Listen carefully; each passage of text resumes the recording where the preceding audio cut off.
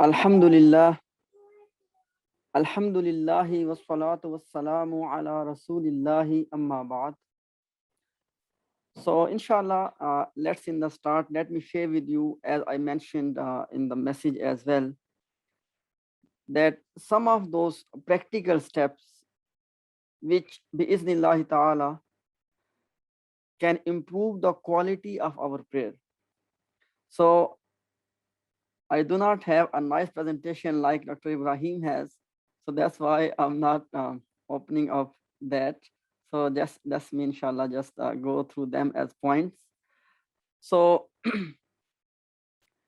first and foremost, you can call it point number one, you can call it the main principle. And that is, do not lose sight of our purpose, our main goal, that why I'm going to do this act of worship. And I mentioned last time, let me say it again. There is one ultimate purpose or ultimate goal of all of our acts of worship, and that is to please our Creator. Seeking the pleasure of our Creator, this is the ultimate goal of all human acts of worship. And then every act of worship on its own has a specific goal as well. That main ultimate goal remains as it is for all acts of worship. But then every act of worship has a specific goal as well. What is the specific goal of this act of worship of 5 daily obligatory prayers? I mentioned this as well. Let me repeat this point as well. The specific goal of this act of worship of prayer or salah is to achieve a conscious state of God's presence. Feeling the presence of Allah, having this conscious awakening, not just at the level of mind, because at the level of mind we have this, but what is at the level of mind, to make that a living reality, to make that to have this conscious awareness consistently of the presence of our Creator. This is the specific goal of this act of prayer. Clear? Now, so this is my first point, that we should be focused on our goal. Point number two,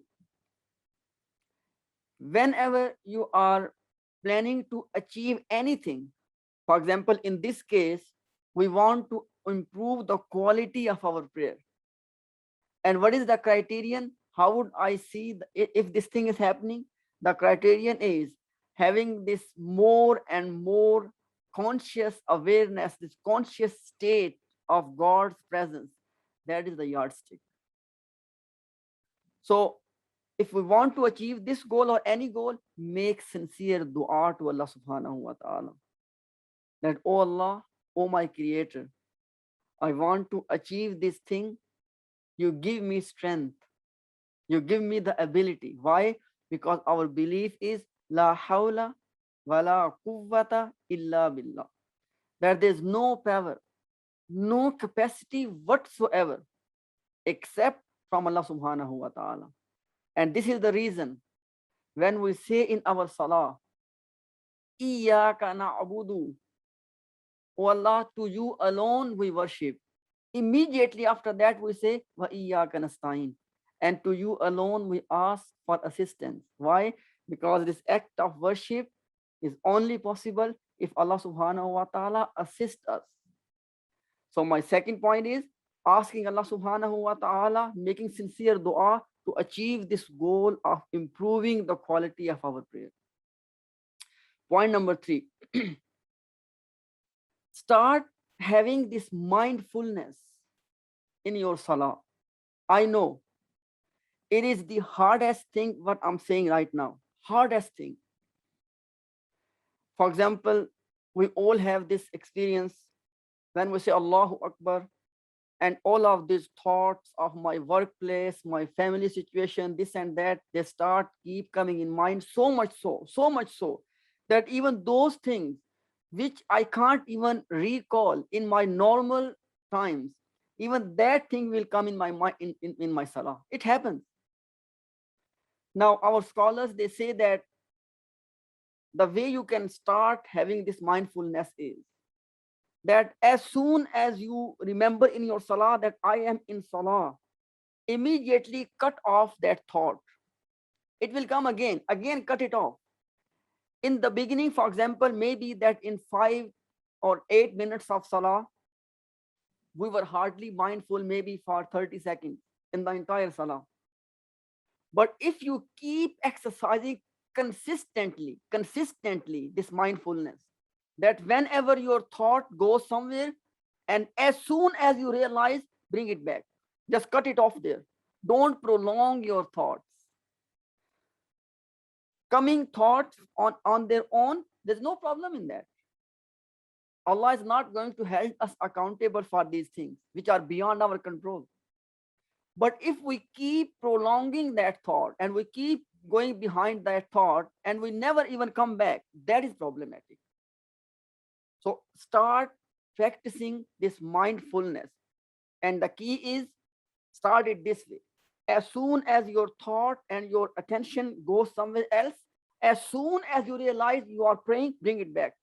And then start focusing. It will go again, bring it back. This battle will continue. But let me tell you this thing. Bi-iznillahi ta'ala.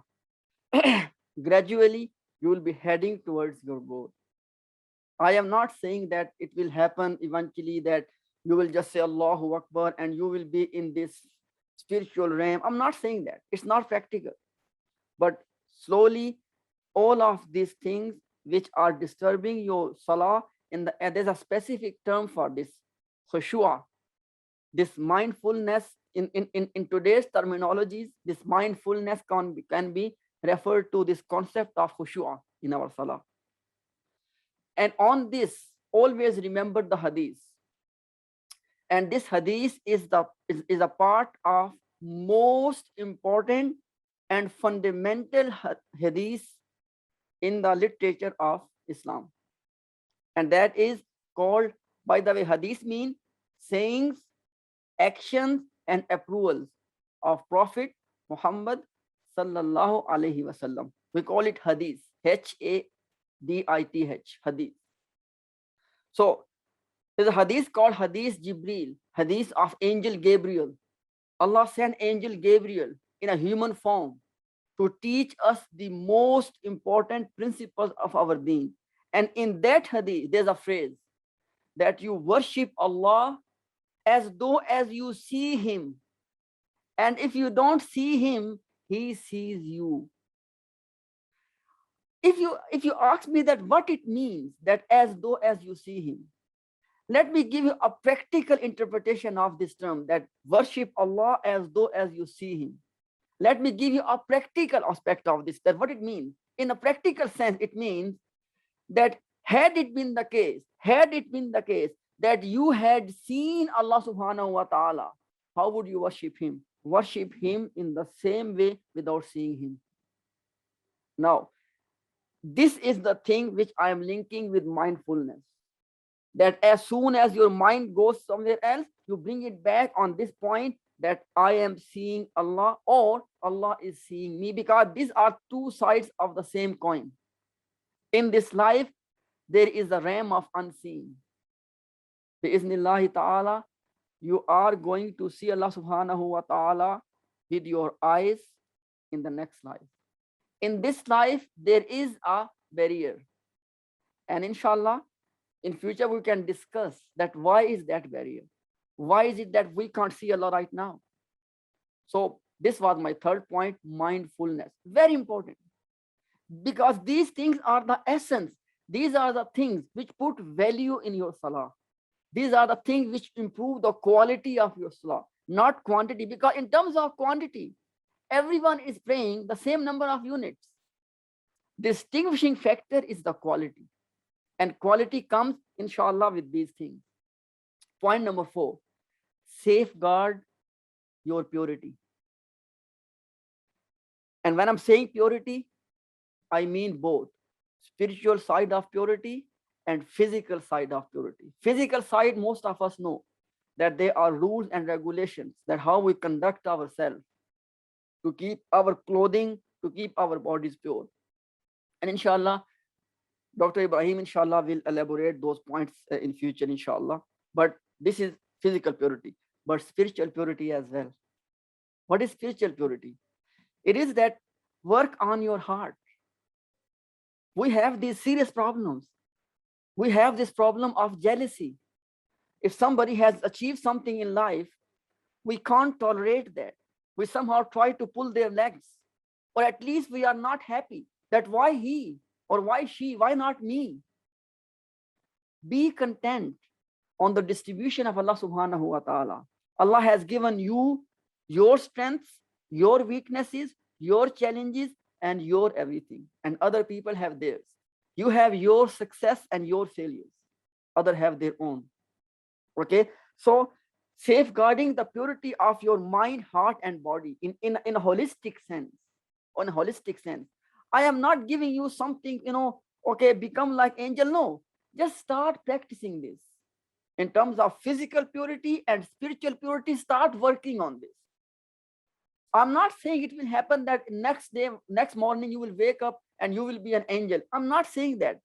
What I'm saying is that if you start having these goals in mind and you start heading in the right direction, Bismillah ta'ala, you will achieve these things. So safeguarding your purity is very important. Okay. Now, my next point is point number 5. Try your best as much as you can. Stick with a timetable. For example, what I mean by this, in terms of men, it's a little bit easy. For example, we have this congregation prayer at the masjid or at the mosque, and all the times are set. But for sisters, obviously, it's not obligatory for them to go to mosque, even though it's recommended and they can go, and it's highly recommended. We should allowing them to go. But what I'm saying is it's not obligatory for them. Why? Because it's not practical. Because their life, their functions of life are such that it would be a big burden on them if Allah would have made it compulsory for sisters to go to mosque for every single prayer. So it is the rahmah, it is the mercy of Allah to make things easy for our sisters. So sisters, because right now I'm talking to my sisters, okay? So please, sisters, try your best that you have some timetable. Even though, for example, for the second prayer, for the Zohar Salah, there's a range of time. It's like 3-4 hours. But try to stick with one time that I'm gonna pray at this time. And you will see that this thing will improve the quality, inshallah. You know why? Because it will start helping you to be mindful of your salah, to be safeguarding your salah. When we keep delaying our salah, just by thinking, okay, these are 3 hours, I will eventually pray. Sometimes, as we know, we end up missing our salah, and sometimes we end up praying in the last moment and all of these things. And this is the reason. Prophet Muhammad, may peace and blessings be upon him, he said that best of deeds is praying on time. As soon as the time of a prayer has started, if you do not have any legitimate reason, don't delay it. Set a timetable for yourself and you will see the result, inshallah. And then not only setting the timetable, if possible, set aside a place at your home, at your workplace. If possible, set aside a place as well. Once again, it's a psychological thing. This fixing of time in your mind and place, all of these things, they will, inshallah, improve the quality, because they will bring mindfulness. They will bring this aspect of safeguarding the prayer in your life. Okay. Point number 7. We recite different texts in our prayer. For example, when we start Allahu Akbar, and then this text Allahu Akbar, and then other texts as well, which we recite in our bowing down or prostration or in our standing. I know that my sisters, some of you are very new to Islam, some of you are still working on these things, but keep in mind that reciting the text properly and reciting the text with understanding is very important. Because even many of our Muslim brothers and sisters, they are born in the Muslim families. Even till this day, they are praying for decades. Even they do not know the meaning of what they are reciting. I'm not blaming them. May Allah guide them, because there's no such thing as blame game. If you see something as a shortcoming in yourself, in others, make dua. Give them a good advice. We don't have to be judgmental. If you want to judge someone, judge your own self. This is the principle. Let's not judge other people, okay? So reciting the text with understanding and with proper pronunciation. Okay. Now, one more step, inshallah, and I'm done. And by the way, all of these together were 8 steps. Inshallah, I'll share with you this sheet so you can access them. One step is very important, and that is, you know, that there are different transitions in our salah. For example, after Allahu Akbar, you are holding the hands, and then you are going to the bowing down position. All of these transitions, now please pay attention. In your transition, be extra mindful with this thing that I am standing before the creator of heavens and earth. You know, you might, it sometimes happen to all of us, that we're just throwing ourselves quickly, you know, in the bowing down and then just coming back like that. No, no. In your transition, have this element of calmness. Be calm. Calmness in transition is the key. Let me tell you, let me repeat again. This calmness in transition is the key of mindfulness. You can try this. I guarantee you, if you start being cool and calm in your transitions in a respectful way, that I'm standing before my creator, you will see the improvements. So all of these things which I have just mentioned, I am not claiming that I am the guy who have achieved this and now it's your turn. No, no, no. We are all in the same boat. I am needy as much as you are. I am talking to you as much as I'm talking to my own self. I have to implement them in my life, and you all have to work on them as well. And bi'iznillahi ta'ala, you will see dramatic change and improve of quality of your salah. And last thing I would say is, in our entire religion, there are many acts of worship. There are many rules and this and that. But this one act of worship, salah, is such. If you work on this one, it will give you strength to implement the entire religion. And if this pillar is weak, our entire religion will be weak. May Allah subhanahu wa ta'ala give us tawfiq and strength to pray the way Allah subhanahu wa ta'ala wants us to pray. And one thing I skip, but the reason I skip is that learning the proper way of praying. This is inshallah our topic of today's talk of Dr. Ibrahim. Assalamu alaikum wa rahmatullahi wa barakatuh. Wa alaikum assalam wa rahmatullahi wa barakatuh.